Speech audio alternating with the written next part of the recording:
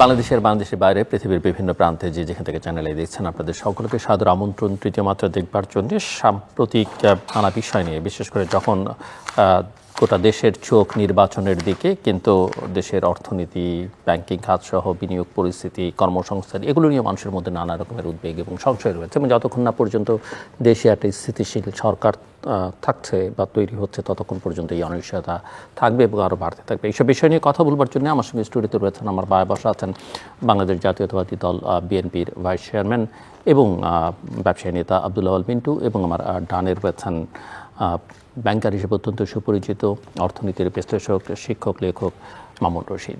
স্বাগত আপনাদের দুজনকে তৃতীয় মাত্রায়। মিস্টার আব্দুল আউয়াল মিন্টু, আপনি একটি ব্যাংকেরও চেয়ারম্যান এই মুহূর্তে, এবং ব্যাংকিং খাত নিয়ে নানা ধরনের আলোচনা দীর্ঘকাল ধরে আমরা শুনছি, নানান সংকটের কথা আমরা শুনছি, অবস্থা বেশ গুরুতর সেটাও আমরা শুনি। আবার কিছু কিছু রিফর্মস হচ্ছে, বাংলাদেশের রিফর্মস নিয়ে প্রচুর কথাবার্তা হচ্ছে। অনেকেই কোথাও কোনো রিফর্ম দেখেন না, কেউ মনে করেন আর্থিক খাতে বা ব্যাংকিং খাতে কিছু কিছু রিফর্মসের ঘটনা ঘটছে। তো পরিস্থিতি আসলে কতটা গুরুতর বলে মনে করেন, যেহেতু আপনি একেবারে ভেতরকার মানুষ? আপনার কাছ থেকে আমি একটু বুঝতে চাই শুরুতেই। আপনাকে ধন্যবাদ। আমি মনে করি ব্যাংকিং খাতের প্রকৃত অবস্থা বা আর্থিক খাতের প্রকৃত অবস্থা কিন্তু আমাদের মামুন ভাই আমার থেকে অনেক বেশি বলতে পারবেন, কারণ উনি নিজে ছিলেন ব্যাংকার। এখনও উনি এটার উপরেই, আমি যত ওনার আর্টিকেল দেখি প্রতি সপ্তাহ তো 3-4টা দেখি, ইংরেজিতেও দেখি আবার বাংলাতেও দেখি। আমার মনে হয় ওনার থেকে ভালো analysis on the banking sector আর কেউ পারবে না। তখন আপনি যে প্রশ্ন করতেন সেটা উত্তর হইল, আমি এটাকে খুবই খারাপ এবং গুরুতর অবস্থায় দেখি। এটা কারণ একটা, যে ব্যাংকিং সেক্টরের অন্তত কিছু কিছু ব্যাংকের উপরে মানুষের এখন আস্থা উঠে গেছে। এর ভিতরে আপনি বললেন আমার ব্যাংকেরও একই অবস্থা। কারণ আপনি যদি দেখেন যে গত বছরে কিছু কিছু ব্যাংক আছে তাদের 10 থেকে 12,000 কোটি টাকা তাদের প্রবৃদ্ধি হয়েছে ডিপোজিটে। আবার কোনো কোনো ব্যাংক আছে অনেক মাইনাসে চলে গেছে। তো এখন তাহলে কি দাঁড়ালো? তাহলে কোনো ব্যাংকে টাকা অনেক বেশি, কোনো ব্যাংকে টাকা অনেক কম। এটা হলো বিকজ অফ দ্য আস্থা সংকট। এখন ওনারা এই টাকাটা দিয়ে কি করবে? আমি যদি সোনালী ব্যাংক দেখি, ওনাদের এডিআর এখন 51%, যেখানে হওয়ার কথা 87%। তার মানে ওনাদের যে ডেফিজিট এখন, যে ওনাদের ডিপোজিট যেটা আছে 100 টাকার ভিতরে ওনারা মাত্র 51 কি 52 টাকা বিনিয়োগ করছে, আর অথচ করার কথা 87 পর্যন্ত। অন্যান্য ব্যাংক, অনেক ব্যাংকও তাই। জনতা ব্যাংক আমি বাদ দিলাম, রোমানি ব্যাংকও তাই, এডিআর অনেক লো। ব্র্যাক ব্যাংকও তাই, প্রাইভেট সেক্টর ব্যাংকের ভিতরে, সিটি ব্যাংকও তাই। তো এখন যদি, তাহলে বোঝা যাচ্ছে যে যেসব ব্যাংকে ডিপোজিট কম, এডিআর হাই, তারা তো লোন দিতে পারছে না। যাদের কাছে টাকা আছে তারাও কিন্তু লোন দিচ্ছে না। তাতে একটা জিনিস বোঝা যায়, বাংলাদেশে তো অন্য কোনো খাত থেকে আপনি বিনিয়োগ পাবেন না। যেমন আমেরিকাতে বিনিয়োগের জন্য কিন্তু লং টার্ম বিনিয়োগের জন্য নট ব্যাংক, বিকজ ব্যাংকের ডিপোজিট রাখেন আমরা শর্ট টার্ম, অতএব আপনাকে লোনও দেওয়ার কথা শর্ট টার্ম। কিন্তু বাংলাদেশের সমস্যা হলো আপনার সব ডিপোজিট হলো হয়তো ধরেন 3 মাস, 6 মাস, 9 মাস, 1 বছর, 3 বছর পর্যন্ত, কিন্তু আপনি লোন দিচ্ছেন 10 বছর, 12 বছর। অতএব যখনই একটা অর্থনৈতিক সাইকেল, এটা অর্থনীতির সাধারণ নিয়মেই এটা কোনো সময় ভালো হবে, আবার 2-3 বছর পরে একদম খারাপ হবে। এটা economic cycle.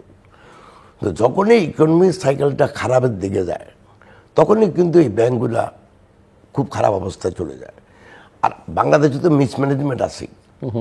It is not only because of the economic cycle, but গত যদি 12-14 বছরের আমরা অ্যানালাইসিস করি ব্যাংকগুলোর অবস্থা, অনেকগুলো ব্যাংকে এটা একটা স্বার্থান্বেষী গোষ্ঠী কর্তৃক এটা পরিচালিত ছিল, বিনিয়োগ ছিল অনলি ওই গোষ্ঠীর ভিতরে। সো এখন সেই পরিপ্রেক্ষিতে আমি বলি, একদিক দিয়ে আমরা ইচ্ছাকৃতভাবেই শর্ট টার্ম ডিপোজিটের এগেনস্টে আমরা লং টার্ম লোন দিচ্ছি, সেটা ব্যাংকিংয়ের জন্য ভালো না। 2 নাম্বার হলো এই যে আমরা এখন লোন দিচ্ছি সেটা অর্থনৈতিক যে সাইকেল, একসময় খারাপ হবে একসময় ভালো হবে, আমরা এটাকে বলতে পারি পিক টাইম অথবা মানে লো সাইকেল। তো এখন এটার সাথে তাল মিলানোর জন্য আমাদের কোনো সিস্টেম নাই, তখন ব্যাংকের অবস্থা খারাপ হয়, মানুষ লোন রিপেমেন্ট করতে পারে না। এর সাথে বাংলাদেশে যেটা হয়েছে গত কয়েক বছর পলিটিক্যাল রাজনৈতিক অস্থিতিশীলতা, তারপরে যারা লোন নিছে বেসিক্যালি একটা পার্টিকুলার গোষ্ঠী কর্তৃক লোনগুলো নিছে, এখন তারা দেশে নাই বা তাদের ফ্যাক্টরি বন্ধ অথবা জেলে আছে। এই সবগুলোকে যদি আপনি একত্র করে ধরেন তাহলে আমি মনে করি বাংলাদেশের আর্থিক অবস্থা যে সংকটে আছে, এখন বাংলাদেশের অর্থনৈতিক অবস্থা একই সংকটে আছে। সো মিস্টার মামুনুর রশীদ, আমরা খেলাপি ঋণ নিয়ে সবসময় শুনি, যখনই ব্যাংকিং খাতের আলোচনা করি না কেন, দুর্বল শাসন ব্যবস্থা, রাজনৈতিক প্রভাব, এগুলো তো ব্যাংকিং খাতের জন্য অনেক ঝুঁকি তৈরি করেছে সবসময় আলোচনা। এর বাইরে আর কিছু দেখেন আপনি? আমি দেখি, ধরুন অনেক সময় আমরা ছোটবেলা দেখতাম যে ট্রাকের যে ফুয়েল ট্যাঙ্কার, ওখানে লেখা থাকে জন্ম থেকে জ্বলছি। তো আমাদের ব্যাংকিং খাতটি কিংবা আর্থিক খাতটি, আমি ব্যক্তিগতভাবে যেহেতু আমি অত্যন্ত এম্বারাসড জনাব আব্দুল আল মিন্টুর যে আমার সম্পর্কে যে মন্তব্য, and there are reasons to embarrassed, I grew under his shadow মানে in my own personal life. যেহেতু আমার বাবার সুযোগ হয়েছিল, উনি যেই অঞ্চল থেকে এসেছেন ওখানে সরকারি কর্মকর্তা হিসেবে কাজ করার, সো আমি ওনাদের পরিবার এবং ওনাকে অনেকদিন যাবতীয় চিনি, irrespective of his political or business identity. So I am extremely embarrassed and humble today. আমি যেটা মনে করি 40 বছর এই কাজটির সাথে দেশে বিদেশে সম্পৃক্ত থাকতে গিয়ে আমাদের সমস্যাটি শুধু খেলাপি ঋণ না। খেলাপি ঋণ কেন হয় একটি কথা উনি নিজে বলেছেন, যে আমাদের ডিপোজিটের মেয়াদ হচ্ছে কম, আমাদের ঋণের মেয়াদ অর্থনৈতিক কারণেই অনেক বেশি। তো সেই ক্ষেত্রে একটা মিসম্যাচ শুরুর থেকে থাকে। দ্বিতীয় হচ্ছে আমাদের ডিপোজিটের একটা বিরাট অংশ, অ্যাভেলেবল ডিপোজিট কিংবা এক্সপেক্টেড ডিপোজিটের একটা বিরাট অংশ ব্যাংকিং চ্যানেলে আসে না, এখনও সিন্দুকের মধ্যে কিংবা কাবার্ডের মধ্যে, বালিশের নিচে, তোষকের নিচে থেকে যাচ্ছে। এইটাকে অনেকে সুন্দরভাবে বলে ফিনান্সিয়াল ইনক্লুশন, আমরা বলি যে মানুষের মধ্যে কিছুটাও মানে ক্যাশ প্রেফারেন্স থিওরি বলি আমরা, রিবিল প্রেফারেন্স থিওরির মতো অর্থনীতির ক্ষেত্রে। সেই ক্ষেত্রে অনেকটা বলে যে ক্যাশ ইজ কিং। আরেকটি ব্যাপার হচ্ছে যে অপরাপর ব্যবহারের একটা সুযোগ, সেখানে মহাজনী প্রথা, হ্যান্ড লোন দিলে লাভ বেশি হয়, মাইক্রোফিন্যান্সে লাভ বেশি হয়, তারপরে ক্যাপিটাল মার্কেটে অনেক সময় লাভ বেশি হয় যদি ঠিকভাবে ইনভেস্ট করা যায়, কিংবা বেঠিকভাবে ইনভেস্টমেন্টের কারণে মানে ফ্লুকে চলে ক্যাপিটাল মার্কেট অনেকটা। এইটা আরেকটা হচ্ছে যে আমরা মানে স্বাধীনতার 54 বছর পরেও অপরাপর দেশগুলো যারা আমাদের আশেপাশের সময় স্বাধীন হয়েছে কিংবা private sector led economic growth মডেলের দিকে এগুচ্ছে, তাদের যে ব্যাংকিং প্রোডাক্ট অ্যাভেলেবল, আমরা কিন্তু ব্যাংকিং প্রোডাক্ট আনতে পারি নাই। আমাদের এখনও হাই নেটওয়ার্থ ইন্ডিভিজুয়ালদের জন্য আমাদের ব্যাংকগুলো এফডিআর ছাড়া তাদের কোনো প্রোডাক্ট নাই। তো তারা কি করবে? তারা বিদেশে যায়, তাদের বাচ্চারা বলে you should invest in capital market, you should invest in gold. এখন গোল্ড বুলিয়ন ট্রেডিং আপনি নিজে দেখছেন, গোল্ড প্রাইস বাংলাদেশেও, আমি একজন গোল্ড ট্রেডিং করে বাংলাদেশে বসে, আগে বিদেশি ব্যাংকে ছিলেন, উনি আমাকে দেখিয়েছেন একটা কার্ভ এঁকে যে গোল্ডের ইনভেস্ট করলে ইয়ার অন ইয়ার মানে ইল্ড হচ্ছে 14%। তাহলে আপনি চিন্তা করেন, আমাদের এফডিআর 12%, গোল্ডে ইনভেস্ট করলে 14%। সো এগুলার কিন্তু কোনো সুযোগ নাই। তৃতীয় হচ্ছে আমাদের এখানে দেখেন আমাদের কর ব্যবস্থাপনা, আপনার যদি ট্যাক্সড মানিও থাকে, যে আপনি সম্পূর্ণ কর ডিক্লেয়ার করে মানে আয় ডিক্লেয়ার করে কর দিয়েছেন, ওই করের টাকাও কিন্তু আপনি বিদেশ নিয়ে যেতে পারবেন না। ওই মানে সম্পূর্ণ কর প্রদত্ত টাকার বিনিময়ে আপনি ফরেন কারেন্সি কিনে আপনি যে বিদেশে একটা অ্যাকাউন্ট খুলতে পারবেন না, আমাদের আইনে নাই। তো বিদেশে গেলেই বলবে কি তুমি তো পারো না, বাংলাদেশে নিষেধ বিদেশে অ্যাকাউন্ট খোলা। তারপর আপনি দেখেন যে এই যে এখনো বাংলাদেশের সমাজ ব্যবস্থায় কেউ যদি চেষ্টা চরিত্র করে উদ্যমী উদ্যোগে একজন ব্যক্তি যদি টাকা বানায়, তাকে কিন্তু খুব সন্দেহের দৃষ্টিতে দেখা হয়।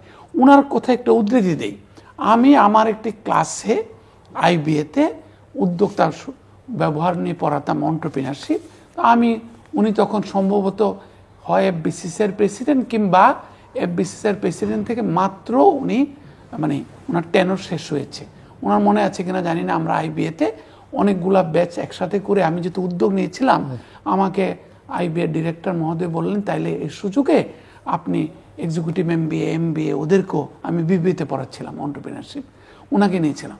উনি একটা মারাত্মক কথা বলেছিলেন, আমার মনে নাই ওনার মনে আছে কিনা, বাংলাদেশে কিন্তু বড় লোক ব্যবসায়ী উদ্যোগী ওদেরকে খুব সন্দেহের দৃষ্টিতে দেখা হয়। এটা আমাদের সামাজিক একটা মূল্যবোধ কিনা জানি না, খুবই সন্দেহের দৃষ্টিতে দেখতে হয়। আপনি একটা চেষ্টা চরিত্র করে টাকা বানাবেন, টাকা বানানোর শব্দটা কিন্তু অত্যন্ত অপরাধমূলক। মানে আমি নিজেই একটা এরকম একটা মানে অলমোস্ট একটা ট্র্যাপের দিকে পড়ছিলাম, যে একমাত্র আমার অপরাধ কি কোনো আইনি ভঙ্গ করা না, কোনো আইনি লঙ্ঘন না, ওইটা আলটিমেটলি আমাকে হয়তো কিছুটা টাকা পাইয়ে দিতে পারতো। এই অবস্থায় না, যখন আমি পরিচালকের পদ থেকে যদি কখনো পদত্যাগ করতাম, তখন আমার সম্ভাবনা ছিল, তখন যদি প্রাইসটা এরকম থাকতো কিংবা বাড়তে পারতো তখন। কিন্তু এটা subject to capital market fluctuation, আমি লস হতে পারতো, কিন্তু ওই যে একটা সম্ভাবনা আছে আমার টাকা বানানোর, এটা কিন্তু একটা অপরাধ। সুতরাং আপনি যদি আমাকে জিজ্ঞাসা করেন যে ইস্যুটা শুধু ঋণ খেলাপি না, আমাদের ডিপোজিট নাই, আমাদের তারপর হচ্ছে যারা ঋণ খেলাপি, যেটাকে বলে অনেকে ঋণ খেলাপি হয়েছে। আমি যেহেতু কেন্দ্রীয় ব্যাংকের একটা কমিটিতে কাজ করার সুযোগ হয়েছে সরকারের আহ্বানে, বিশেষ করে বাংলাদেশ ব্যাংকের আহ্বানে, সেখানে আমি দেখেছি যে এমনও ব্যক্তি এসেছেন আমাদের কাছে যিনি গেল 15 বছর হয়তো 300 বার তাকে পুলিশ অ্যারেস্ট করেছে, মানে I didn't have any knowledge. এমনও ব্যক্তিকে দেখেছি আমি যিনি 8 বছর আয়না ঘুরেছিলেন। এমনও ব্যক্তিকে দেখেছি আমি নির্বাচনী কেন্দ্র থেকে পুলিশ অ্যারেস্ট করে নিয়ে কিছুদিন আয়না ঘরে রেখেছে, পরে জেলে দিয়ে দিচ্ছে। এখন আপনি যদি মানবিক দৃষ্টিভঙ্গিতে চিন্তা করেন যে ব্যবসায়ীটা গেল 15 বছর ব্যবসায়ী করতে পারে নাই, তাকে যদি আবার সহায়তা করা হয়। আবার এমনও ব্যক্তি দেখেছি সকালবেলা ঋণ নিয়েছে, বিকালবেলা সেটা টাকাটা পাচার হয়ে গেছে। এমনও ব্যক্তি পেয়েছি যাকে আর্থিক প্রতিষ্ঠানগুলো ঋণ খেলাপি হিসাবে চিহ্নিত করেছে, এবং একাধিক ব্যাংকার আমাকে বলেছেন এবং প্রমাণযোগ্যভাবেই বলেছেন যে উনি হচ্ছেন মানে ঋণ নিতেন, এলসি খুলতেন, ওনার এলসি খুলেছেন এবং কিছুদিন পরেই এটা ফোর্স লোন হয়ে গেছে। তো 99% of his loan force loan. তো এইখানে যত না বেশি মানে আমি ওই খেলাপি ঋণ গ্রহীতাকে দায়ী করব, সাথে সাথে আমি নিজে ভাবছিলাম একজন ব্যাংকার হিসাবে যে ব্যাংকাররা কিভাবে মানে ঋণ পর্যালোচনা করলেন, ঋণ ঝুঁকি, তো সেটি একটি সমস্যা। আবার বাংলাদেশ ব্যাংকের অনেক দেখলাম ইন্সপেকশন ডিপার্টমেন্ট ভেরি গুড, তাহলে তারা গিয়ে মন্তব্য করেছে এই ঋণ মন্দ ঋণ করা উচিত, ঘোষণা করা উচিত। তাহলে তাদের রক্তচক্ষু এরিয়ায় এই ঋণ কিভাবে বছরের পর বছর দিনে দিনে তবু বাড়ি আছে দেনা, তাহলে একটা কালচার। আবার আরেকটা জিনিস শুনেছি বাংলাদেশ ব্যাংকের ইন্সপেকশন টিমের কাছে, যে অতীতকালে গভর্নর মহোদয়রা ডেকে তাদেরকে বলেছেন ঠিক আছে আমরা দেখলাম, ফাইলটা আমার কাছে দিয়ে যান, আমি দেখছি ফাইলটাতে কি আছে। বিশেষ বিশেষ গোষ্ঠীর বিরুদ্ধে যারা ইন্সপেকশন টিমের মেধাবী পরিচালকরা, অতিরিক্ত পরিচালকরা কিংবা উপপরিচালকরা, তারা রিপোর্ট দিয়েছেন, তারা প্রমাণ পেয়েছেন কিংবা প্রমাণযোগ্য উদাহরণ পেয়েছেন যে টাকা পাচার হয়েছে, যেই কাজে টাকাটা দেওয়া হয়েছিল সেই টাকাটা ব্যবহৃত হয় নাই। সুতরাং আমাদের প্রোডাক্টের অভাব, আমাদের সামাজিক মূল্যবোধের ক্ষেত্রে কিছুটা ভিন্নতা, আমাদের উদ্যোগী উদ্যোক্তা চিহ্নিতকরণে সামাজিক মূল্যবোধ কিংবা হিংসা, সামাজিক রেষারেষি তারা প্রভাবিত হওয়া, কিংবা ক্রনিক ক্যাপিটালিজম কিংবা স্বজনতুষী পুঁজিবাদের কারণে অনেক ঋণ গ্রহীতা আরও বেশি ঋণ নিয়েছে, বেনামে ঋণ নিয়েছে। আমরা এরকমও দেখেছি ইসলামী ব্যাংকগুলোতে অনেকগুলাতে দেখেছি যে ব্যক্তি এসে বলছে প্রকৃত মানে যার নামে ঋণ নেওয়া হয়েছে, সে এসে আমাদের কাছে বলেছে যে আমি মানে অনেকটা ৩ সত্যকে বলছি এই ঋণ আমি পাইনি টাকা। আমাকে বলা হয়েছে আপনার দরকার 25 কোটি টাকা, আপনাকে ঋণ দেব 300 কোটি টাকা, বাকি 275 কোটি টাকার প্রশ্ন আপনাকে তুলতে পারবেন না। সো এগুলার জন্য আমি শুধু ঋণ খেলাপি সংস্কৃতি, খালি টাকা ফেরত না দেওয়া উদ্যোক্তাদের, যেহেতু এই কমিটিতে কাজ করার সুযোগ হয়েছে, সো ভেতর থেকে আপনি অনেক কিছু দেখবার সুযোগ পেয়েছেন। সো মিস্টার আব্দুল আল মিন্টু শুনছিলেন ভেতরকার কিছু কথা, এবং আমি শিওর আপনি জানেন। কিন্তু আমি আরেকটা প্রশ্ন আলোচনার টেবিল উপস্থাপন করতে চাই যে আমরা অনেক সময় অর্থনীতির আলোচনায় প্রবৃদ্ধি নিয়ে আলোচনা করি, আমাদের কর্মসংস্থানের একটা বড় সংকট আছে এবং এর জন্য আসলে বিনিয়োগটা দরকার। কিন্তু আমার প্রশ্ন হচ্ছে যে বিনিয়োগ বান্ধব পরিবেশ তৈরি করবার ক্ষেত্রে বাংলাদেশের ব্যাংকিং সিস্টেম কতটা ভূমিকা রাখতে পারছে? বিনিয়োগ বান্ধব পরিবেশের ব্যাপারে তো ব্যাংকিং খাতের কোনো দায় নেই। প্রথমে আমি ওনাকে বলতে চাই যে কথাগুলো উনি বলছেন এটার সাথে আমি শতকরা 100% একমত। এই জন্য যে এবং উনি যে চিত্র তুলে ধরলেন সেটা কি এটার সাথে দ্বিমত করার কোনো অবকাশ নাই। এটাই হলো আমাদের সমাজের চিত্র। এখন একটা কথা উত্তর এখন বলবো না, শুধু এটুকু বলে রাখি এগুলি সবগুলোর পেছনে কিন্তু দেশের রাজনীতি কাজ করে। এটা পরে আমি আসবো, কিন্তু এখন আমি বলতেছি না, কারণ আমার ইস্যু হলো অন্য। বিনিয়োগ বৃদ্ধি করার জন্য যে পরিবেশ দরকার, এসেনশিয়ালি এটা হলো দেশের রাজনীতি কিভাবে চলছে সেটার উপর নির্ভর করে। এখন মনে করেন আপনি একটা দেশে যদি সামাজিক শৃঙ্খলা না থাকে, আপনি যদি গত 6 মাস 9 মাস 1 বছর দেখেন, নারী নির্যাতন বলেন, রেপ বলেন, গণপিটুনি বলেন, অ্যাক্সিডেন্টের ডেথ বলেন, প্রতিটি অনাকাঙ্ক্ষিত ডেথ কিন্তু অন্তত 2 গুণ 3 গুণ 4 গুণ হয়ে গেছে। আপনি যদি আমাকে বিনিয়োগ পরিবার প্রথম যেটা হবে সেটা হলো আপনাকে পলিটিক্যাল স্টেবিলিটি থাকতে হবে, যাতে করে একজন বিনিয়োগকারী বুঝে যে কোন সরকার আছে, কোন সরকার আসতে পারে, এবং যারা আছে এবং যারা আসবে তাদের অর্থনীতি নিয়ে তাদের চিন্তাধারাটা কি। যতক্ষণ পর্যন্ত একটা বিনিয়োগকারী বুঝবে না ততক্ষণ পর্যন্ত সে বিনিয়োগ করতে আগ্রহ প্রকাশ করবে না। 2 নম্বরে আসেন আপনি যেটা এতক্ষণ আমরা ফাইন্যান্সিয়াল সেক্টর বললাম, তো ফাইন্যান্সিয়াল সেক্টরের একটা স্টেবিলিটি মানুষ দেখতে চায়, কিন্তু সাথে monetary policy also fundamentally important. যারা রিয়েলি বিনিয়োগ করে যদি বড় বিনিয়োগকারী হয়, কারণ এখন ধরেন মনিটারি পলিসি বলতে সাধারণ আমরা বুঝি একটা হলো সংকুচিত মুদ্রানীতি আর একটা হলো সম্প্রসারিত মুদ্রানীতি। বাট নতুন একটা IMF বাইর করছে, বিভিন্ন দেশেও কথাটা বলে, আমাদের দেশে এখন হচ্ছে, এটাকে বলে অ্যাকোমোডেটিভ। এটা বাংলা কিও বা আল্লাহ জানে, মানে অ্যাকোমোডেটিভ যে ওয়ার্ডটা ইউজ করে মনিটারি পলিসিতে। কিন্তু প্রবলেম হলো আমাদের দেশে মনিটারি পলিসিটা বানায় কে? আমি দীর্ঘদিন থেকে জিজ্ঞাসা করতেছি, পাবলিকলি বলতেছি, দুনিয়ার সব দেশে একটা মনিটারি পলিসি কমিটি আছে। আপনাদের পার্শ্ববর্তী দেশে যান, ওই আমাদের যদি আমেরিকার কথা বলি, সেখানে যে ওদের যে 12টা রিজিওনাল ফেডারেল রিজার্ভ ব্যাংক আছে, ওখান থেকে 2 জন করেই আসে। এগুলি আবার ফ্রম দ্য প্রাইভেট সেক্টরও আসে। এখন এখানে যদি যারা বাংলাদেশে মানে বাংলাদেশ ব্যাংকে কাজ করে তারাই যদি আবার মনিটারি পলিসি বানায়, তো তাহলে তো এটা তো পুরো অর্থনীতিকে একত্রিত করা হলো না আমার হিসাবে। 2 নম্বর আসেন প্রাতিষ্ঠানিক সক্ষমতা কী অবস্থা। আমাদের যে প্রতিষ্ঠানগুলো জনকল্যাণে প্রতিষ্ঠিত, জনগণের জন্য কাজ করার কথা, জনগণের টাকায় পরিচালিত, এগুলিতে গত 15 বছর থেকে একটা স্বার্থান্বেষী গোষ্ঠীর জন্য কাজ করছে। সুশাসন একটা বড় ইস্যু, যে একটা দেশ শাসন ব্যবস্থা কেমন, সুশাসন, আইনের শাসন, আইনের সমপ্রয়োগ, এগুলি সব দেখে। আপনি লাস্টে আসেন যে ম্যাক্রো ইকোনমিক বা মানে সামষ্টিক অর্থনীতির স্টেবিলিটি আছে কিনা। এটার ভিতরে সময় স্টেবিলিটি যখন আসবেন, আপনি ইনফ্লেশনের কী অবস্থা, তারপরে আপনার এক্সচেঞ্জ রেটের কী অবস্থা, এই সবগুলো জিনিস চলে আসবে। এগুলো যদি সবগুলা যদি ভিতরে একটা সামঞ্জস্য না থাকে, তাহলে সেখানে তো বিনিয়োগের পরিবেশ হবে, এটা বিশ্বাস করা দ্বারা এক। এখন আমরা লাস্টে আপনাকে বলি, আর্থিক মূলধনের সাথে সামাজিক মূলধনের একটা বিরাট সম্পর্ক আছে। এখন আপনি বলতে পারেন সামাজিক মূলধন কী জিনিস? সামাজিক মূলধন হলো সামাজিক শৃঙ্খলা, একে অপরকে বিশ্বাস করা, একটা প্রতিষ্ঠান আর একটা প্রতিষ্ঠানকে সহযোগিতা করা, সমাজকে উন্নয়নের জন্য মানুষ একে অপরকে বিশ্বাস করা, মানুষের মৌলিক যে কতগুলা নীতি আছে সেগুলি ফলো করা, আইন মান্য করে চলা, মানুষের মানে একটা নৈতিকতাত্মক ইয়া থাকবে। এখন কথা হলো যেই দেশে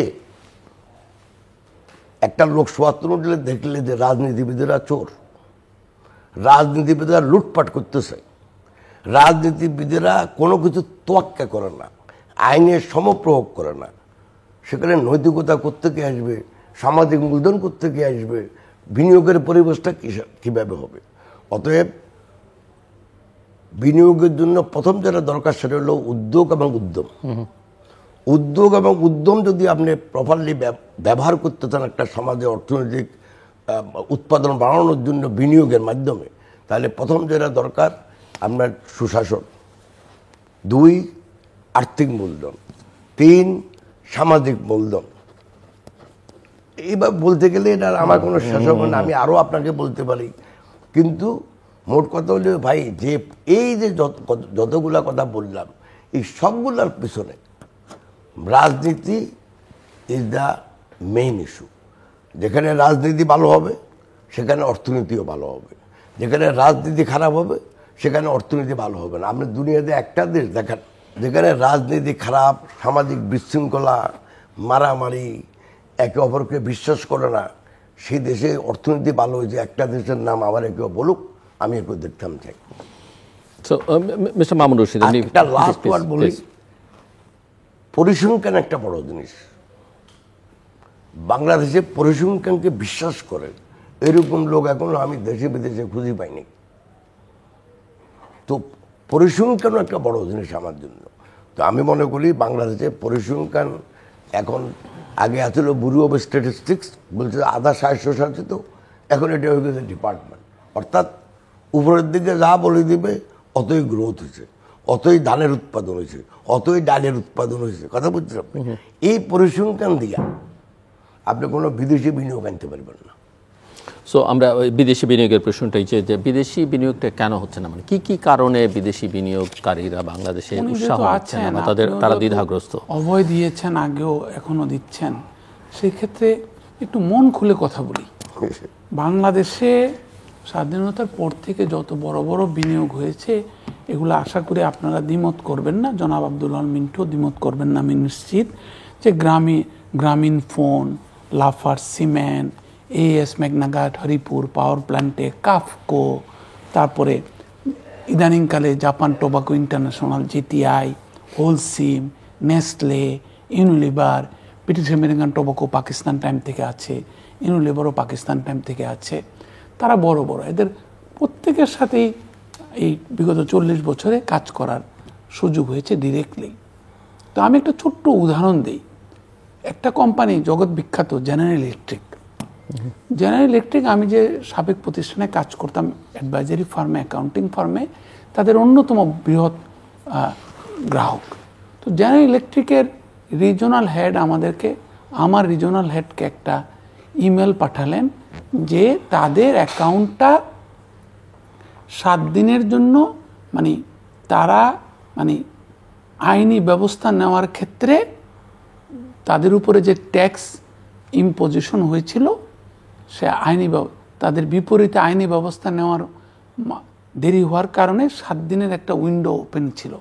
এই উইন্ডোর মধ্যে একটি বিদেশি ব্যাংকে জেনারেল ইলেকট্রিকের মতো একটা জগৎ বিখ্যাত কোম্পানির অ্যাকাউন্ট অ্যাটাচ করেছে আমাদের জাতীয় রাজস্ব কর্তৃপক্ষ এবং টাকাটা নিয়ে নিয়েছে। তারা 7 দিনের মধ্যেই তাড়াতাড়ি গিয়ে উচ্চতর আদালতে শরণাপন্ন হয়েছে এবং আদালত সঙ্গত কারণেই তাদের পক্ষে রায় দিয়েছে। কিন্তু ওই যে বাংলাদেশের যে রাজস্ব আইনে বলে একবার যদি টাকা নিয়ে নেওয়া হয় এটা আর ফেরত দেওয়া হয় না, এটাকে অ্যাডজাস্ট করা হবে ভবিষ্যতের সাথে। তো এই কারণে যারা ইলেকট্রিকের, তখন আমি যখন মাননীয় কমিশনার মহোদয়ের সাথে দেখা করতে গেলাম সঙ্গত কারণেই, কারণ এত বড় আমার একটা গ্রাহক সারা পৃথিবীতে, সেইখানে প্রায় 158টা দেশে আমাদের সাথে ওনারা আমাদের গ্রাহক, এবং ওনারা অপারেট করে সেই মার্কিন বৃহৎ কোম্পানিটি 166টা দেশে। এবং তাদের এশিয়া প্যাসিফিকের হেড একটা ইমেল পাঠিয়েছেন আমার বসকে যে 166টা দেশের মধ্যে কোথাও তারা এত এই ধরনের বৈরিতা সুলভ পলিসি এম্বিগুইটি শব্দটা, আজকে একটা পলিসি, কালকে ট্যাক্স কর্তৃপক্ষ চেঞ্জ হয়ে গেল, ট্যাক্সের মানে কর্তৃত্ব চেঞ্জ হয়ে গেল, ব্যক্তি চেঞ্জ হয়ে গেল, অ্যাসেসমেন্ট বদলে গেল, পৃথিবীর কোথাও দেখে না। তো আমাদের এখানে যত না বেশি পলিসি থাকা না থাকার ব্যাপার, তার থেকে বড় বিষয় হচ্ছে পলিসি এম্বিগুইটি। অনেক সময় পলিসি প্যারালাইসিস, মানুষ জানেই না এটার জন্য কি করা উচিত। আমরা একটা মজার পেয়েছি যে private sector led growth, private সেক্টরকে উৎসাহিত করতে হবে, কিন্তু কিভাবে, কোথায়? আপনাকে বলি, এই যে কথাগুলো বললাম যাদের কথা, তাদেরকে যদি আপনি জিজ্ঞাসা করেন, ইন্টারভিউ নেন আপনার সিজিএস থেকে এখন গিয়ে বাচ্চারা যারা সার্ভে করে, তারা কি বলবে কেন বাংলাদেশে আসবে কিংবা রিকমেন্ড করবে? 2-3টা জিনিস। একটা জিনিস হচ্ছে বাংলাদেশের জনসংখ্যার আয় সক্ষমতা বেড়েছে যত কিছুর পরেও, এই চৌড়ায় উত্তরায় পেরিয়ে, বন্যা খরা জলোচ্ছ্বাস পেরিয়ে আয় সক্ষমতা বেড়েছে, মাথাপিছু আয় বেড়েছে, এবং ভোগ ব্যয় বেড়েছে। বাংলাদেশ ভোগ ব্যয়ের বিবেচনায় পিডব্লিউসি রিপোর্ট বলেছে, এইচএসবিসি রিপোর্ট বলেছে, গ্লোবাল রিপোর্ট, তারা পৃথিবীর 30টা মার্কেটের একটা মার্কেট। ইনফ্যাক্ট অনেকের বিবেচনায় আগামী 5 থেকে 5 বছরের মধ্যে পৃথিবীর 10টা বৃহৎ কনজুমার মার্কেটের একটা মার্কেট হবে বাংলাদেশ। জনসংখ্যার বৃদ্ধি, জনসংখ্যার আয় সক্ষমতা বৃদ্ধি, জনসংখ্যার ভোগ ব্যয় বৃদ্ধি, এবং supply chain improvement, availability of the products. এবং সেটা কি কি? খাদ্য, ভোগ্যপণ্য, কনজুমার ইলেকট্রনিক্স, এগুলা। তো এখন আপনি দেখেন, এদেরকে যদি আপনি বর্তমানে আবার ট্যাক্সের কথা আসতে হয়, টার্নওভার ট্যাক্স দিয়েছেন ওনারা, আগে ছিল 0.6%, এবার বাড়িয়ে এটাকে 1% করা হয়েছে। বাংলাদেশে যে কোম্পানিগুলোর নাম বললাম, Unilever, Procter and gamble, Mariko, যারা নাকি কনজুমার গুডসের ক্ষেত্রে, এটাকে বলে FMCG, fast moving consumer goods, যদি আপনি টেলিকমগুলোকে ধরেন, কারো নেট মার্জিন, নেট মার্জিন 1% না। তাহলে ওই কোম্পানিটা ট্যাক্স ফাঁকি না দিয়ে, আপনি ইউনিলিভারের জন্য, আমি ফিলিপাইন যখন অডিট করতে যাই, ইউনিলিভার বাংলাদেশের কান্ট্রি ম্যানেজার ওখানে ট্রান্সফার হয়েছিলেন। সঙ্গত কারণে ওনাকে যখন বললাম আমি ফিলিপাইনে আছি, উনি ওনার বাসায় নিয়ে গেলেন। উনি আমাকে বললেন ফিলিপাইনের কিন্তু লোক সংখ্যা আমাদের থেকে কম, বেশ কিছুটা কম। সেই ক্ষেত্রে উনি আমাকে বললেন ইউনিলিভারের বিক্রয় ফিলিপাইনে বাংলাদেশের বিক্রয়ের 3 গুণ। ভিয়েতনামের লোক সংখ্যা আমাদের থেকে অর্ধেকের একটু কম। ভিয়েতনামে ইউনিলিভারের বিক্রয় আমাদের থেকে দ্বিগুণ। কেন? কারণ তারা তাদের বেস্ট অফ দ্য প্রোডাক্ট নিয়ে নির্ভয়ে করতে পারে। এখানে জিনিসটা কি, তারা প্রোডাক্টই আনে না, কারণ তারা যত বিক্রি বাড়বে, এটা অনেকটা ছাপা পত্রিকার মতো, যত বেশি পত্রিকা ছাপবেন, বিজ্ঞাপন যদি শেয়ারে না বাড়ে, শুধু প্রচারের মাধ্যমে আপনার লস বাড়বে আপনার। সেরকম এফএমসিজি প্রোডাক্টও আপনি যদি লেভেল প্লেইং ফিল্ড না পান, তখন কি হয়, লোকাল কোম্পানিগুলো, আপনি দেখবেন বাংলাদেশে কিন্তু অনেকগুলো লোকাল কোম্পানি আছে, which is good, very good, ইন্ডিয়ার মতো অনেকটা। কিন্তু পার্থক্যটা কি, এখানে এখনো লোকাল কোম্পানির পক্ষে কর ফাঁকি দেওয়া, মাল্টিন্যাশনালের তুলনায় যারা নাকি কমপ্লায়েন্ট কোম্পানি। সুতরাং আপনি যদি বিদেশি বিনিয়োগ চান, আপনি যদি যারা নাকি মার্কিন যুক্তরাষ্ট্রে বসে এফএমসিজি কোম্পানি, তারা বাংলাদেশে কিভাবে আসবে বলেন? তারা ফরেন করা প্র্যাকটিস একটা, আপনি কিছুদিন আগে ওয়াশিংটন ডিসিতে ছিলেন, সবচেয়ে বড় ভয়ের ব্যাপার হচ্ছে কর্পোরেটের জন্য, তোমাকে যদি ফরেন করা প্র্যাকটিস একটা ধরতে পারে, ইউ আর গন। ফাটকাতে তোমার ট্যাক্স ফাঁকি দেওয়ার ক্ষেত্রে ধরতে পারি, you are gone, no point, no question ask. তাইলে আপনি তো লেভেল প্লেইং ফিল্ড করছেন না বিনিয়োগকারীদের জন্য। তারপর হচ্ছে যেটা জনাব আব্দুল আল মিন্টু বললেন, সামাজিক পুঁজি, সামাজিক মূল্যবোধ, সামাজিক ক্ষয়, মূল্যবোধের ক্ষয়, সেখানে ফাঁকি, তারপর ফাঁকি মারা, তারপরে প্রতিষ্ঠানের কথা না ভাবা। তারপরে আমরা অনেক সময় দেখি বিদেশি কোম্পানিতে বসে যদি ব্যক্তি যখন কেস করে দেয়, ব্যক্তি যদি রিচ আউট করতে পারে কোনো মন্ত্রীকে, মন্ত্রী ফোন করে বলে দেয় পুলিশকে, ওসিকে, এসপিকে যে বিদেশি কোম্পানিগুলো কি পেয়েছে, এই যে আমার ভাগ্নেকে, কিন্তু ভাগ্নেও তো চুরি করেছে, ভাগ্নেও তো ফ্রড করেছে, কিন্তু বিচার করতে পারি না আমরা। তারপর আরেকটা কথা বলি, অনেক কোম্পানিগুলো ভুল করে কি সরকারি কর্মকর্তাদেরকে তাদের বোর্ডে নেয় সুবিধা করে দেওয়ার জন্য। যখন প্রকৃত বিপদ আসে, এখন তো সামাজিক মাধ্যম আবার একটা বিরাট একটা বিষয়, সামাজিক মাধ্যমের অনেক চিন্তিত থাকতে হয় কোথার থেকে কি আঘাতটা আসবে। তো সামগ্রিকভাবে আর একটা কথা, দুটি কথা তো জনাব আব্দুল আল মিন্টু নিজেই বলে ফেলেছেন যে আমাদের মানে অনুকূল পরিবেশ, বিনিয়োগের অনুকূল পরিবেশ।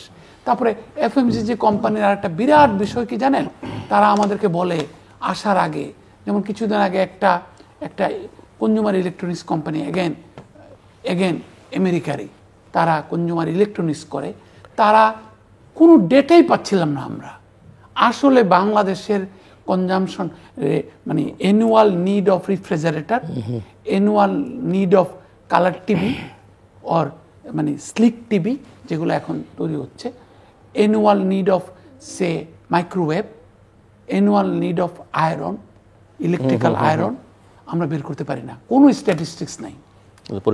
উনি মারাত্মক একটা কথা বললেন।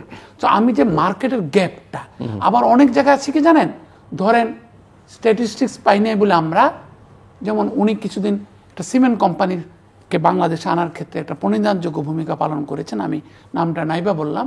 তো আমরা যখন ওই সিমেন্ট কোম্পানির হয়ে তারা আরেকটা অ্যাকুইজিশন করবে, আমরা যখন স্টাডি করলাম, আমরা দেখলাম কিরে সিমেন্টের তো production capacity is much more higher than the expected demand or growth, মানে ডিমান্ড গ্রোথের যে ট্র্যাজেক্টরি আমরা এঁকেছি তার থেকে অনেক বেশি। তাহলে কি যে কোনো সময় একটা কম্পিটিশন যদি হয়, যে কোনো সময় 5-10টা কোম্পানি যে নাকি ট্যাক্স কমপ্লায়েন্ট, যে নাকি প্রোডাকশন কমপ্লায়েন্ট, যে নাকি শ্রমিকদের কোনো বাকি রাখে না পরিশোধ করার ক্ষেত্রে, সে কীভাবে ব্যবসাটা করবে বলেন? তো এই ক্ষেত্রে level playing field, policy transparency, policy continuity, policy অ্যাম্বিগুইটিকে অ্যাভয়েড করতে পারা, এবং পলিসি অ্যাপ্লিকেশনের ক্ষেত্রে উনি যেটা বারবার বলেছেন লেভেল প্লেইং ফিল্ড, সমভাবে প্রয়োগযোগ্যতা পলিসি নীতিবোধের। সো মিস্টার আব্দুল আল মিন্টু, আরও কতগুলো বিষয় আলোচনার মধ্যে আছে, যেমন ধরেন সুদের হার, মুদ্রাস্ফীতি, বৈদেশিক মুদ্রার সংকট, এগুলো বিনিয়োগের উপরে কী কী প্রভাব ফেলছে রাইট এট দিস মোমেন্ট? এগুলি সবই কোনো না কোনোভাবে হয় পজিটিভলি অথবা নেগেটিভলি তো ইম্প্যাক্ট করে বিনিয়োগের উপর। কিন্তু আপনাকে বুঝতে হবে যে বিনিয়োগটা আসবে কোত্থেকে। অন্যান্য দেশে বিনিয়োগের মেইন বিনিয়োগটা আসে কিন্তু ক্যাপিটাল মার্কেট থেকে। হয়তো আপনি একটু সামান্য পুঁজি দিলেন, তারপরে যাই আপনার একটা ওর ভিতরে আবার ভেঞ্চার ক্যাপিটাল আছে, অমুক আছে তমুক আছে, যারা অ্যাডভান্স আপনাকে টাকা দেয়। যদি আপনি ওদেরকে বুঝাইতে পারেন যে আমি এই কাজটা করলে আমি এই জিনিসটা আবিষ্কার করতে পারি, তাতে কিন্তু আমার এই লাভ। এখন বাংলাদেশের মেইন বিনিয়োগ আছে ব্যাংকিং খাত থেকে। তো আর্থিক সেক্টরের ব্যাপারে তো আমরা প্রথমেই আপনাকে বললাম যে উনিও বললো আমিও বললাম, দুটাকে একত্র করলে অবস্থা খুব খারাপ। এবার আপনি আমাকে বলুন তো যে নর্মাল নিয়মে যে কোনো দেশে যত বিনিয়োগ হয়, এই বিনিয়োগের 96% আসে আপনার দেশীয় সঞ্চয় থেকে। এখন যদি বাংলাদেশে অন্য কিছু বলতে পারো তো ভালো, কিন্তু আমি যত দেশের দেখছি পৃথিবীতে, প্রত্যেকটা দেশে অ্যাভারেজ 96 থেকে 97% of the total investment come from the national savings. এখন বাংলাদেশে প্রথম কথা হলো, ধরুন যদি গত 3 বছর আমি দেখি, আমাদের দেশের মূল্যস্ফীতি is more than the rate of wages, মানে বেতন। তো একটা দেশে যদি বেতন থেকে যদি মূল্যস্ফীতি বেশি হয় বছর পর বছর, সেখানে তো সেভিংস কিনতে বাধ্য। একসময় আমাদের সেভিংস জিডিপি রেশিও ছিল প্রায় 30 থেকে 31%, এখন চলে আসে 27%। আমাদেরকে বলছে বিনিয়োগ বৃদ্ধি পাবে একটু 40%, কিন্তু এখনো আমরা 28-29% ঘুরাফেরা করতেছি। তো যদি আপনার এই যে একটা সাইকেল, এখন যদি আপনার সেভিংস কম হয় তাহলে বিনিয়োগ কম হবে। আর যদি সেভিংস যাই হোক, একটু আগে আমরা যেটা বললাম, যদি ওই পরিবেশ আপনি না ক্রিয়েট করতে পারেন তাহলে টাকা থাকলেও বিনিয়োগ হবে না। এখন আপনি আরেকটা প্রশ্ন করছিলেন এর আগে, যে বিনিয়োগ যদি না হয় তাহলে আপনি বলেন কর্মসংস্থান কিভাবে হবে? অন্য কোনো রাস্তা আছে? আমি তো জানি না। এখন অতএব এখন আমরা একটা কাইন্ড অফ ভিসিয়াস সাইকেলে পড়ে গেছি। আমাদের সেভিংস কমে যাচ্ছে, আমাদের ইনভেস্টমেন্ট কম হচ্ছে, আমাদের এমপ্লয়মেন্ট হচ্ছে না। যখনই এমপ্লয়মেন্ট হয় না, স্পেশালি বাংলাদেশে যারা বিএ বা আরও উপরে লেখাপড়া করতেছে, তাদের শতকরা 60% এখন বেকার, যেটা পেপারে দেখলে। তো অতএব এত বেকার নিয়ে আপনার কি সামাজিক শৃঙ্খলা মানে হবে ওই দেশে? সব যখন বেকার, তো তাহলে তো বেকাররা কী করে? মারামারি করবে, সমাজে বিশৃঙ্খলা সৃষ্টি করবে। বিকজ আমরা তো ওদেরকে কর্মসংস্থান কিন্তু বিভিন্ন দেশে এই যে ফান্ডামেন্টাল রাইটস, তো আপনি যখন কর্মসংস্থান দিতে পারছেন না তাহলে সামাজিক বিশৃঙ্খলা হবে। তো এখন less savings, less investment, less employment, more সামাজিক বিশৃঙ্খলা। সামাজিক বিশৃঙ্খলা যখনই হবে তখন সেখানে বিনিয়োগ হবে না। এখানে দু একটা কথা মামুন ভাই বলছে, আমার মনে আমি একটু অ্যাড করতে চাই শুধু ওই বিচার বিভাগের কথা। আমি নিজে একটা 2-3টা কেস নিয়ে আমি একটু স্টাডি করতেছি। তা আমাদের সুপ্রিম কোর্টে এখন 14,700 মামলা আছে, গিভ অ্যান্ড টেক 100। তো আমি যদি যে 2-3টা মামলা আমি ফলো করতেছি, যদি আমি ওর গতি দেখি, স্পিড দেখি, তাহলে এই 14,700 মামলা শেষ হতে 2,136 সময় লাগবে। আপনি যদি প্রতিটি কেস আপনি যদি আমাকে একটা থাপ্পড় মারেন, এটা লোয়ার কোর্ট থেকে যাবে জজ কোর্ট, জজ কোর্ট থেকে যাবে হাইকোর্ট, হাইকোর্ট থেকে যাবে সুপ্রিম কোর্ট।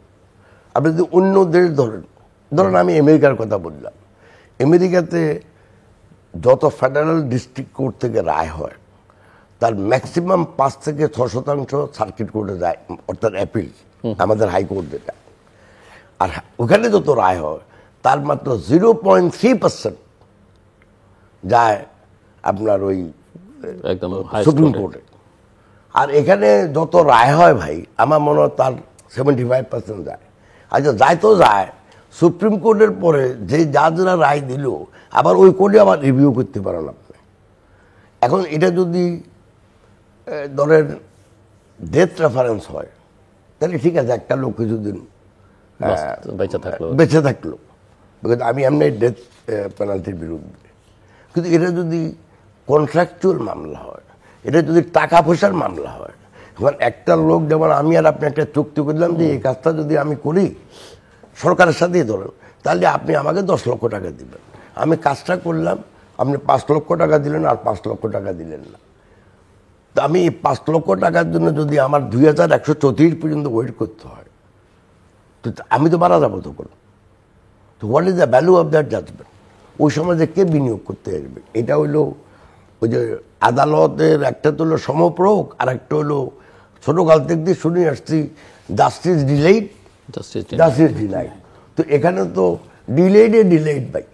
এখন এটা ডিনাইড কিনা আমি জানি না, 2 নম্বর আছে বলতে হয়। মামুন ভাই একটা কথা বলছে যে পলিসি অ্যাম্বিগুইটি।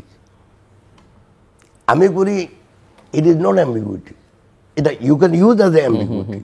বাট প্রতিটি আইনের পিছনে যতগুলা রিগ্রেসিভ রুলস অ্যান্ড রেগুলেশন বানাইছে, যেটা আমি বলি পশ্চাদমুখী বিধিবিধান, এগুলো যদি আপনার দেখেন, আপনি যে কোনো দিকে যেতে পারেন। ওনাকে চোরও করতে পারেন, বা আমাকে ডাকাতও করতে পারেন, আবার বলতে পারেন যে ভাই না ভাই এই ডাকাতি করে না, এই মিন্টু সাহেব ভালো লোক। মানে একই আইনের ভিতরে আপনি আমাকে চোরও বলতে পারেন। আইন তো না এটা, আইন ঠিক আছে, আইনের আওতায় যেই রুলস রেগুলেশন যেগুলি সার্কুলার কয়, আপনি বাংলাদেশ ব্যাংকে যত সার্কুলার দেয় বেশিরভাগই কিন্তু বিশেষ ক্ষমতা প্রয়োগ করে দিই। কথা বলতে আপনি যখন একটা সমাজ যদি রিগ্রেসিভ রুলস রেগুলেশন অনুযায়ী আপনি চালাতে চান, তাহলে সে সমাজে তো এমনি উন্নয়ন হবে না। এক, ইনকাম ট্যাক্সের একটা কথা উঠছে, ধরেন আমি একটু আমেরিকানা একটু বেশি, আমেরিকাতে ইন্টারনাল রেভিনিউ সার্ভিস যারা ট্যাক্স কালেকশন করে, তাদের যারা চাকরি করে তাদের শতকরা 80% লোক তাদের ওই টাইম স্পেন্ড করে যারা ওই ট্যাক্স দেয় নাই তাদেরকে লোকেট করি। ওই যেটা উনি এফসিপিএ বললো, ফরেন করাপ্ট প্র্যাকটিসেস অ্যাক্ট, উনি বললো ফ্যাটকা, মানে এটা হলো ফেডারেল ট্যাক্স সামথিং। আর বাংলাদেশে 80% of the time of the tax officers তারা ব্যয় করে যারা ট্যাক্স দিচ্ছে তাদের পিছনে। ওই এটাকে অ্যাসেসমেন্ট করো। ওই গত বছর আমার হয়তো ধরেন একটা বিল্ডিং আমি ভাড়া দিছি, আমার রেন্ট আসছে সে 5 লক্ষ টাকা, এবছর রেন্ট হয়েছে 2 লক্ষ টাকা, বিকজ আমার বাড়িওয়ালা চলে গেছে। কিন্তু ট্যাক্স অফিসার বলবে না ভাই গত বছর 5 লক্ষ, এবারে তো 7 লক্ষ হওয়ার কথা, সে 7 লক্ষ ধরেই একটা ট্যাক্স অ্যাসেসমেন্ট করে দিল। এখন ভাই আমি আগে ট্রাইব্যুনালে যাও, তারপরে হাইকোর্টে যাও, তারপরে সুপ্রিম কোর্টে যাও, এগুলি বিনিয়োগ বৃদ্ধি করার কোনো পরিবেশের লক্ষণ না। যেটা উনি বলছে ওনারটাকে আমি ক্লারিফাই করতেছি শুধু। আর লাস্টে একটা কথা বলছে মামুন ভাই, যে আমাদের বিদেশি সংস্থা কর্তৃক আমাদের ভোগ ব্যয় কতগুলো, আমাদের জনসংখ্যা বাড়তেছে, সো অতএব আমাদের একদিক দিয়ে জনসংখ্যা বাড়তেছে, একদিক দিয়ে আমাদের জীবন মানে পার ক্যাপিটা ইনকাম বাড়তেছে, অবভিয়াসলি ভোগ একটু বাড়বে। তবে আমি আপনাকে বলি, আমাদের যেই পয়েন্ট থেকে আমরা ভোগ বাড়ছে বা অর্থনৈতিক উন্নয়নের মাধ্যমে ভোগ বাড়ছে, আমি বাংলাদেশে ওইটা কম দেখি। আমি বলি না, হ্যাঁ না, আপনি বলেন নাই, আমি যদি ক্লারিফাই করতেছি, এটা মোস্টলি বিকজ আপনি 22 থেকে 24 বিলিয়ন ডলার বিদেশ থেকে রেমিটেন্স আসে। এই যাদের কাছে রেমিটেন্স আসে তারা কিন্তু আবার গ্রামে দিন আলি দিন খাওয়ান না, so they spend that money and so ওটা জিডিপিতে এতে কনজামশন হিসাবে অ্যাড হয়ে যায়। বাংলাদেশে যারা এখন চাকরি করে ফিক্সড ইনকাম, তাদের কিন্তু ভোগ কমে যাচ্ছে, বিকজ আপনার ওই বিনিয়োগ কম হওয়াতে কর্মসংস্থান কম, সো চাকরির বাজার লেস কম্পিটিটিভ হওয়াতে এত বেকার থাকলে আপনি বেতন কেন বাড়াইবেন? তো সেজন্য ওদের ভোগ কমে যাচ্ছে, কিন্তু যারা বিদেশ থেকে টাকা পাঠাচ্ছে তাদের ভোগটা বেড়ে যাওয়াতে আমাদের ওই মানে consumption part of the GDP একটু বেড়ে গেছে। So mister Mamun Rashid, banking খাত নিয়ে যেহেতু আমরা আলোচনা করছি, ব্যাংক একীভূতকরণ বা মার্জার নিয়েও কাজ চলছে এবং একই সঙ্গে এটা নিয়ে বিতর্ক আছে যে এটা কি আসলে শেষ পর্যন্ত আমাদের ব্যাংকিং খাতকে স্থিতিশীল করবে নাকি আরো নতুন কোনো সংকট তৈরি করবে, আপনি কি দেখেন? বা ওভারঅল প্রক্রিয়াটা নিয়ে যদি আপনার কোনো বক্তব্য থাকে। বিষয়টা হচ্ছে কি, এখনো পরিষ্কার হয়নি যে আসলে কম্পেলিং রিজনটা কি। এটার একটা কারণ হচ্ছে বিগত সরকারের সময় ব্যাংক মার্জারের একটা তাড়াহুড়ো ছিল, তো এই কারণে অনেকে মনে করছেন যে আসলে তখনও আন্তর্জাতিক মুদ্রা তহবিল বলেছিল, সম্ভবত এখনো তাড়াহুড়াটা চলছে যে তোমরা আমাদের থেকে টাকা নিবে, তাহলে কি করছো তোমরা, ইন্টারিম গভর্নমেন্ট এটা করতে হবে, কিছুটা চাপ আছে এই ধরনের কথা। আর বাংলাদেশ তো ওভার ব্যাংক, উনি জানেন, আমিও জানি, আপনিও জানেন, তো সেই ক্ষেত্রে একটা কনসলিডেশন আমরা এক্সপেক্ট করছিলাম। কিন্তু এগেন যেটা নাকি উনি শুরুতে যেটা বলেছেন যে রাজনৈতিক দলটি যারা ক্ষমতায় যাবে কিংবা যাওয়ার সম্ভাবনা আছে তাদের সক্ষমতা কতটুকু, তাদের অর্থনৈতিক বিশ্লেষণী ঋজুতা কতটুকু, তারা অর্থনৈতিক নীতি প্রণয়ন করার পরে কতটুকু বাস্তবায়ন করতে পারবে, মানে উপযোগী আইনি ব্যবস্থা কতটুকু নিতে পারবে, উপযোগী পার্টির মধ্যে মানে অ্যাকসেপ্টেন্স কতটুকু বাড়াতে পারবে, যে এই পথে আমাদের আগাতে হবে, আমরা কোনো বিদেশি প্রতিষ্ঠানকে রাষ্ট্রায়ত্তকরণ করব না, আমরা কাউকে বাধ্য করব না ক্যাপিটাল মার্কেটে যেতে। এগুলো তো একটা কঠিনভাবে প্রমাণ দিতে হবে। তো উনি যেটা বলেছেন ওনার আলোকেই বলি যে আমাদের ব্যাংকের সংখ্যা কমাতে হবে। কি পদ্ধতিতে কমাবো আমরা, সেই পদ্ধতিটা নিয়ে প্রশ্ন থাকবেই। ইদানিং যেমন শুরু হয়েছে যে 5টি ইসলামী ব্যাংক, খুব একটা নয়, ওগুলো এমনিতেই কিন্তু plagued with corruption, plagued with high debt default, তারপরে জনসংখ্যার জনগোষ্ঠীর সক্ষমতা, ব্যাংকারদের সক্ষমতা খুব কম। তারা আদেশ নির্দেশে ব্যাংকিং করতে করতে ইসলামী ব্যাংকগুলো আসলে তাদের, আমি তো বিগত 4.5 মাস দেখেছি ওদেরই সবচেয়ে বড় সমস্যা। কারণ ওই যে একক মালিকানা, অলমোস্ট একক মালিকানা, 2টি মালিকানা, যদিও একটা অ্যাসালম আর একটা হচ্ছে মিস্টার ওই যে গার্মেন্টস ব্যবসায়ী, ওনার নামটা মনে আসছে না, এক্সিম ব্যাংকের নজরুল ইসলাম খান। সো একই অপরাধ, একই সরকারের স্বজনতোষী পুঁজিবাদের আশ্রিত হওয়া। তো স্বাভাবিকভাবেই তাদের ওখানে কোনো গুড কর্পোরেট গভর্নেন্স ছিল না, কোনো ভালো ব্যাংকার কাজ করতে পেরেছে বলে আমার মনে হয় না নীতি নৈতিকতা নিয়ে। সো তাদেরও তো বাধ্যবাধকতা আছে, but at what cost to the national coffer. 35,000 কোটি টাকা যদি সরকার দেয়, আমি দেওয়াটার বিপক্ষ নয়, আমি জানতে চাই 35,000 কোটি টাকার বিনিময়ে আমরা কত কোটি টাকা লাভ পাবো এবং কবে পাবো। ফসল চাষ করব ঠিকই আছে, ফসলটা কেমনে তুলবো, তারপরে কি, কে চালাবে ব্যাংকটা।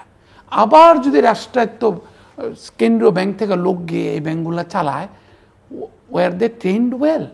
এই সমস্ত আপনি চীনে যখন দুর্বল ব্যাংক, কোরিয়াতে দুর্বল ব্যাংক আপনি জানেন, এই সমস্ত দুর্বল ব্যাংক যখন চিহ্নিত হয়েছে উইথ হাই ডেট ডিফল্ট, ঋণ খেলাপি নিয়ে, তখন তারা কি করেছে, তারা মার্কিন যুক্তরাষ্ট্রের বড় বড় বিনিয়োগ ব্যাংককে আহ্বান করেছে, কার্লাইল, মর্গান স্ট্যানলি, তোমরা আসো, ইনভেস্ট করো, তোমরা ডিসকাউন্টে ইনভেস্ট করো, তারপরে তোমরা এটাকে ভালো করো, সুন্দর করো, গুছা বাজারে দাম বাড়াও।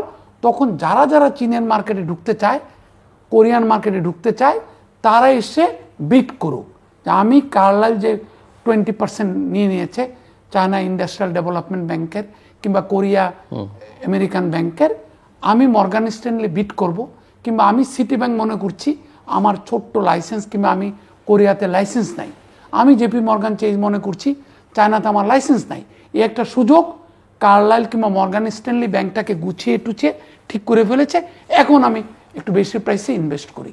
সেইতে চায়না সেন্ট্রাল ব্যাংক কী করেছে, পিপলস ব্যাংক অফ চায়না, তারা করেছে কি, তারা একটা গাইডলাইন তৈরি করেছে যে বিদেশি ব্যাংককে আমরা 19.9% বেশি দিব না, এবং তারা বিট করে কোরাম ব্যাংকে যদি ইনভেস্ট করে কার্লাইলের সাথে যুক্তি করতে হবে, বিট করতে হবে, কিংবা যদি গুয়াংডাও ডেভেলপমেন্ট ব্যাংকে ইনভেস্ট করে ওইটার মাধ্যমে চায়নার মার্কেটে ঢুকে যায়, তাইলে মর্গান স্ট্যানলির সাথে ডিল করতে হবে। তো পুরো প্রসেসটা ট্রান্সপারেন্ট করতে হবে। আমাদের এখানে কি 35,000 কোটি টাকা সরকার দিবে বিভিন্নভাবে, 5 জন কেন্দ্রীয় ব্যাংকের লোক গিয়ে ওনারা প্রশাসক হবেন, কবে সরকারি ব্যাংকের মতো চালাবেন।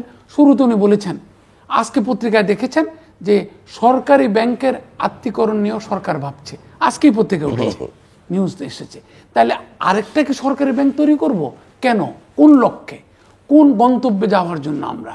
তো সেইটা তো আমরা যেই কারণে চেয়েছিলাম পরিবর্তন, আমরা যেই কারণে চাচ্ছি যে আর্থিক খাত একটা দুর্দশার মধ্যে পড়ে গেছে, সেটা থেকে মুক্তি দিতে চাই।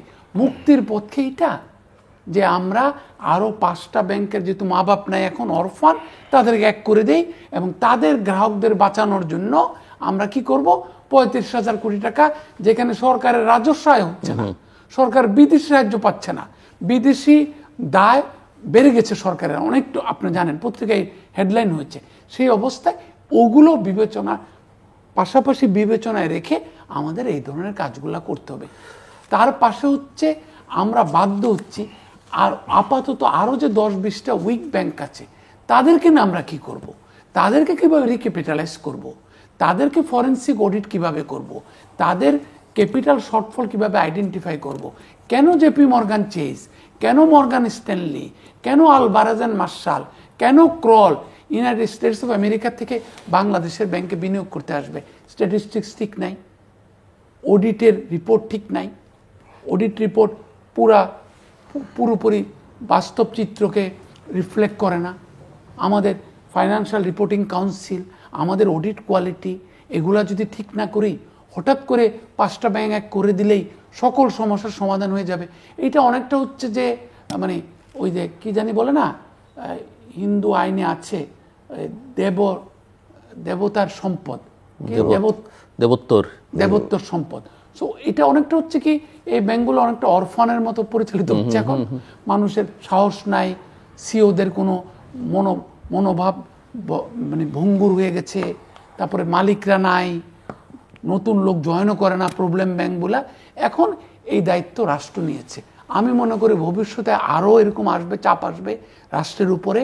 নতুন যারাই সরকারে আসবেন তারা এগুলো ভাবতে হবে, এবং তারা আন্তর্জাতিক প্রাইভেট সেক্টরের সাথে লোকাল প্রাইভেট সেক্টরের সম্পৃক্ততা ঘটিয়ে এবং আন্তর্জাতিক প্রতিষ্ঠানগুলোর সাথে লোকাল প্রতিষ্ঠানের সম্পৃক্ততা ঘটিয়ে সরকারের সক্ষমতা বাড়িয়ে, নীতির সক্ষমতা বাড়িয়ে, কেন্দ্রীয় ব্যাংকের স্বাধীনতা এবং স্বাধীনভাবে চিন্তার সক্ষমতা বাড়িয়ে তাদেরকে নতুনভাবে চিন্তা করতে হবে। নাহলে হঠাৎ করে যদি হ্যাপেজার্টলি 5টা ব্যাংক এক করে দিলাম, 10টা ব্যাংক এক করে দিলাম, এইটা রাষ্ট্রের পক্ষে আরো বেশি দায়ভার গ্রহণ করার মতো বিবেচিত হবে। মিস্টার আব্দুল আল মিন্টু, আমরা একটু শেষের দিকেও প্লিজ। আমি কি বলবো আর, ওনার সাথে তো আমি কোনো দ্বিমত প্রকাশ করতে দিই না কোথাও।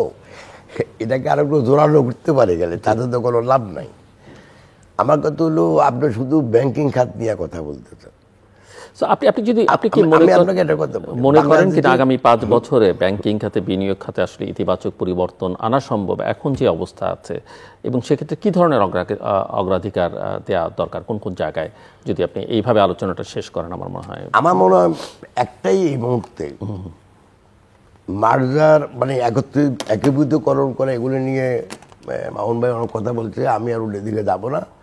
আমি বলি, আপনি যদি সুশাসন ফেরত আনতে পারেন ব্যাংকগুলোতে, যদি এই যে রাজনৈতিক পরিবেশ ঠিক করতে পারেন, যাতে করে আপনি এই আবার যদি আসে যে এটা আওয়ামী লীগ করে এরা লোন দেওয়া যাবে না, এটা বিএনপি করে এটা লোন দেওয়া যাবে না, এইসব জিনিস যদি বন্ধ করতে পারেন এবং ব্যাংকের ইন্টারনাল ম্যানেজমেন্টে যদি আপনি গভর্নেন্স ঠিক মতো করতে পারেন, তাহলে আমি মনে করি আমাদের এগুলি যেই কোয়ালিটিটা, যেই সাইজের ব্যাংক, এগুলি 5 বছরে ঠিক করতে পারবে। কিন্তু আমার উল্টা একটা প্রশ্ন আছে আপনার কাছে। বাংলাদেশের এই 170 মিলিয়ন, কেউ বলে 168 মিলিয়ন, কেউ বলে 180 মিলিয়ন, জানেন না কত, বাট ধরেন 170 মিলিয়ন দেশের লোক, 70 কোটি দেশের লোক। এখানে একটা ইউনিভার্সিটি আছে যেটা 500টা ভালো ইউনিভার্সিটির ভিতরে পড়ে, অনেক 3-4টা র্যাঙ্কিং অর্গানাইজেশন আছে। আমি একটা তো বাংলাদেশের একটা ইউনিভার্সিটিও দেখি। হসপিটালের কথা বলেন, বাংলাদেশের মিডল ক্লাসের 50% তারা বাইরে যাই স্বাস্থ্য ব্যবস্থা দিচ্ছে, হয় ইন্ডিয়া ন, থাইল্যান্ড ন, সিঙ্গাপুর, আরও বড় লোক হলে হয়তো লন্ডনও যায়। এগুলি কেন ঠিক হয় না বলুন? আমাদের সেজন্য আমি বলি যে ভাই, মাদার প্রবলেম রাজনীতি, মাদার প্রবলেম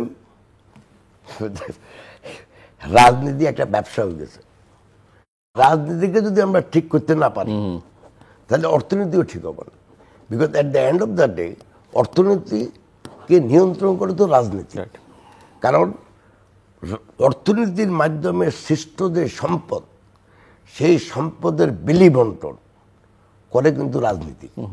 সেই সম্পদের ব্যবহার আপনি কিভাবে করবেন, কোন খাতে আপনি করবেন, এগুলি ঠিক করে রাজনীতি। এটা কিন্তু বেসরকারি খাত বা যে কোনো খাত যারা সম্পদ সৃষ্টি করে তারা তো বিলি বন্টন করে না। বিলি বন্টনের দায়িত্ব হইল, এখন বাংলাদেশে এখন যে অবস্থা হয়েছে যে সম্পদের বিলি বন্টন একটা ক্লাসের ভিতরে ঢুকে গেছে, যার ফলে ধনী আরও গরিব ধনী হয়েছে আর গরিব আরও গরিব হয়েছে। তো এগুলি তো ঠিক করা তো এই আপনার ওই আপনার যেগুলি বললেন আর্থিক খাতের ইস্যু না। সেই জন্য আমি মনে করি বাংলাদেশে একটা বহুমাত্রিক সংস্কার লাগবে, বাট নট যেসব সংস্কার ওনারা করতেছে, ওনারা কি সংস্কার করতেছে আমি জানি না। বাট যেটা মামুন ভাই যেটা বললো যে আমাদের সুশাসনের দিকে নজর দিতে হবে, নজর দিলে এবং রাজনীতিবিদরা ঠিক করতে হইব কিভাবে আমরা দেশকে কোথায় নিয়ে যেতে চাই, প্রবৃদ্ধি কোথায় নিতে চাই, জীবন মান উন্নয়ন কোথায় নিতে চাই, যতক্ষণ পর্যন্ত এনারা ঠিক না করে জাতির সামনে দায়বদ্ধতার সাথে, ততক্ষণ আমি মনে করি আমাদের সামনে প্রবলেম বাড়তেছে। দর্শক, অনুষ্ঠানের শেষ প্রান্তে আমরা সামাজিক যোগাযোগ মাধ্যম ফেসবুক, এক্স এবং ইউটিউবে তৃতীয় মাত্রা লাইভ স্ট্রিম হচ্ছে, আপনারা দেখতে পারেন। টেলিভিশনের পর্দায় দেখতে না পারলে যে কোনো সময় যে কোনো স্থান থেকে ইউটিউবে তৃতীয় মাত্রা চ্যানেলটি সাবস্ক্রাইব করে পর্ব বা পুরনো পর্বগুলো আপনারা দেখতে পারেন। মিস্টার মামুন রশিদ এবং মিস্টার আব্দুল্লাহ আল মিন্টু, অসংখ্য ধন্যবাদ এই আলোচনা অংশ নেবার জন্য। আমার অতিথিরা বলছিলেন যে অর্থনীতির হালচাল বা ব্যাংকিং খাতের অবস্থা খুব একটা ভালো নয়, নাজুক এবং গুরুতর ওনাদের ভাষায়, এবং একথা ব্যাংকিং খাতের আলোচনা করতে গিয়ে আমার এক অতিথি বলছিলেন যে জন্ম থেকে চলছে যে চিত্র, সেই চিত্রই এখানে দেখা যাচ্ছে। রাজনীতির সঙ্গে অর্থনীতির সম্পর্ক আমরা সবাই জানি যে একটা আরেকটার পরিপূরক, তবে রাজনীতিটা যদি আমরা ঠিকঠাক না করতে পারি তাহলে অর্থনীতির অবস্থা আসলে ভালো করা সম্ভব নয়। এবং বিশেষ করে আর্থিক খাতে, ব্যাংকিং খাতে বা যেভাবেই আমরা বলি না কেন, বা ব্যবসা বাণিজ্য করবার ক্ষেত্রে রাজনীতির যে প্রভাব, সেটা যদি দূর না করা যায় বা বিনিয়োগকারীদের জন্য যদি লেভেল প্লেইং ফিল্ড তৈরি না করা যায়, তাহলে আসলে সমস্যার সমাধান হবে না। এবং সুশাসন, সামাজিক মূলধন, আর্থিক মূলধনের কথা বলছিলেন, এগুলো অত্যন্ত গুরুত্বপূর্ণ এবং এগুলোর মধ্যে সমন্বয় সাধনটা অত্যন্ত গুরুত্বপূর্ণ, সেটি আমার আরেক অতিথি বলছিলেন। সব মিলিয়ে যেটা দুজনের কথা এসছে সেটা হচ্ছে যে এক ধরনের স্ট্যাবিলিটি, বিশেষ করে রাজনৈতিক স্ট্যাবিলিটিটা খুবই জরুরি, এবং সেটা কিভাবে নিশ্চিত হবে আমরা এখন পর্যন্ত নিশ্চিত নেই। তবে বাংলাদেশকে আসলে গণতান্ত্রিক প্রক্রিয়া উত্তরণের যে পথটা, সেই পথটা আসলে সুদৃঢ় করতে হবে এবং দ্রুততার সঙ্গে নিশ্চিত করতে হবে, এবং এটাই হচ্ছে আপাতত একমাত্র সমস্যার সমাধান। এর বাইরে ব্যবসা বাণিজ্য অর্থনীতির বিবেচনার মধ্যে থেকে যে আমাদের যে কলুষিত রাজনীতি, তাকে অনেক দূরে রাখতে হবে। এছাড়া এই সমস্যার সমাধান করা বা এগিয়ে নিয়ে যাওয়ার, আমরা যখন বিনিয়োগের কথা বলি, কর্মসংস্থান তার সঙ্গে সম্পর্কিত, প্রবৃদ্ধি তার সঙ্গে সম্পর্কিত, এবং দেশীয় বিনিয়োগের সঙ্গে বৈদেশিক বিনিয়োগটা সম্পর্কিত। দেশীয় বিনিয়োগকারীরা যদি উৎসাহ না নেয়, তাহলে আসলে বৈদেশিক বিনিয়োগকারীরাও বিনিয়োগ উৎসাহ দেবে না। সো একটা আরেকটার সঙ্গে সম্পর্কিত, এবং এই জায়গাগুলো আসলে ফেস করবার দিকে আমাদের অনেক বেশি মনোযোগ দেওয়া দরকার। আমাদের সঙ্গে থাকবার জন্য অসংখ্য ধন্যবাদ। আপনাদের সবার জন্য শুভকামনা।